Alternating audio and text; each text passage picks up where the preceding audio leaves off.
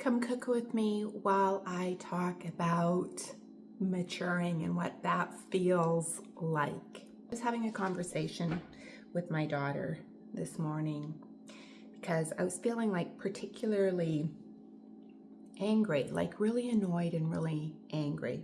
Part of it had to do with the fact that the power went out and it was out for about 30 hours. And overall, that was no big deal, but you lose the connection to all of the things that can distract you. You're left with your thoughts. This is what I contemplated and this is what I came up with. As we mature, and I have a thing about using the word age. Aging seems to have such a negative association, so I just like to call it maturing. But as we mature, a lot of women find themselves single in their 50s and in their 60s. At least I did. And it really takes a little bit of mindset adjustment to get to the point to realize that you're single, you're on your own, you're doing life on your own. You have to learn to take care of yourself. I think that is the hardest transition. By the time we're in our 50s and in our 60s, we have grown children, or they're almost grown. But then we have to do that transition of becoming an empty nester. Now you add that on top of being single, but not necessarily. You can still be in a relationship, but it's that feeling. I think it more applies to being single. It's that feeling like, okay, I have to figure life out on my own. I have to take care of myself. I have to provide for myself. In the next 20 years or 30 years, I don't want to be a burden to my kids. So what is it that I need to do today to create stability for myself, to have the income that I need, to make sure that I have a healthy physical body?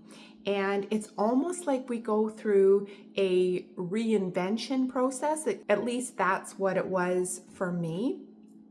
And figuring out, like, there's so many changes that happen during this transition phase. And I'm going to say, like, it's mid 50s into early 60s, and it could be a more mature age as well, but I'm not there yet, so I can't really speak for that.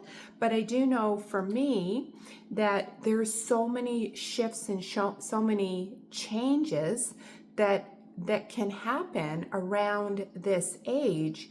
And so what I want to see, that I really want to plant, is that we cannot be victims of any of our circumstances, and that we get to decide how we want to live our life, what we want to do, where we want to live, how we want to live. But in order to do any of that, we have to make sure that we're taking care of ourselves mentally, our mental health, our emotional health, in terms of who do we have to talk to when we do get annoyed or frustrated or angry or feel lost or feel confused. Who do we have to emotionally connect with that just is there to... My pan is boiling, or my pan is burning. Who do we have that's emotionally there to support us?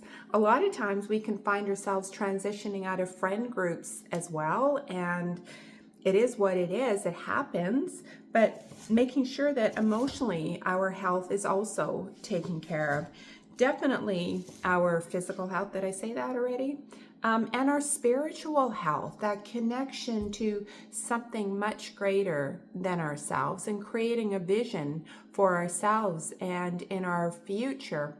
Because as I was having this conversation with one of my girls this morning, I said, I do life on my own. And at this point in my life, I really do want to be closer to my kids. Unfortunately, all my kids live too far from one another for me to be close to any of them.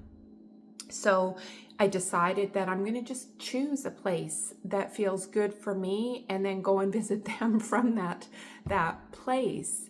And so it's like, how do I want to set myself up for my future? And so that would be the question that I have for you too, is how do you want to set yourself up for your future? So I hope that you found something helpful in this video, and we'll see you again soon.